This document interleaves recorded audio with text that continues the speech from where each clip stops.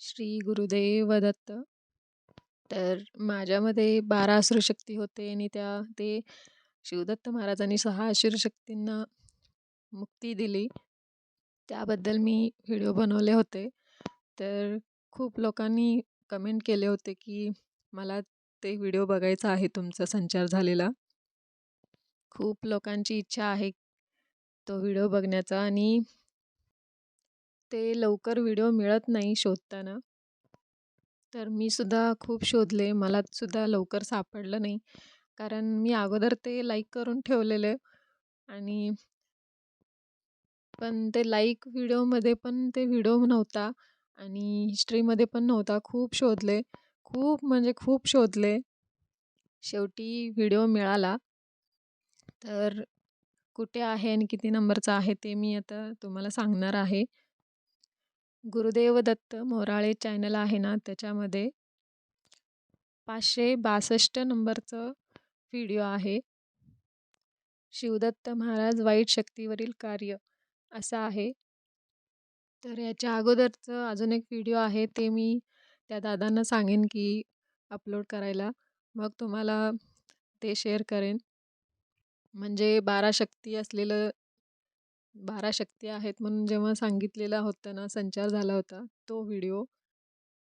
याच्यापेक्षा पण ते खूप डेंजर आहे. ते बघितल्यानंतर अंगावर काटे येतात आणि बघणाऱ्याला सुद्धा रडू आवरत नाही. एवढा त्रास झालेला आहे. तेव्हा संचार झाला होता तेव्हा माझ्या शरीराला पण दुखापत झाली होती आणि आत्ता जे तुम्हाला सांगते आहे त्याच्यात पण मला दुखापत झालेली होती. मला बांगडी लागलेली होती आणि पूर्ण हात आपटून आपटून पूर्ण हात सुजलेला माझा. मला खूप त्रास झालेला. हात आपटून माझं कसं झालेलं ते पण तुम्हाला ते फोटो मी ह्याच्यामध्ये टाकते. आणि 12 असुरशक्ती असताना संचार झालेला तो पण व्हिडिओ मी अपलोड करायला दादांना विनंती करते. आणि मी खूप भाग्यवान आहे. कारण शिवदत्त महाराजांनी माझ्या डोक्यावर हात ठेवलं आणि मी डोळे उघडलेले तेव्हा मला एवढं का सुचलं नाही की मला पाया पडायचं सुचलंच नाही.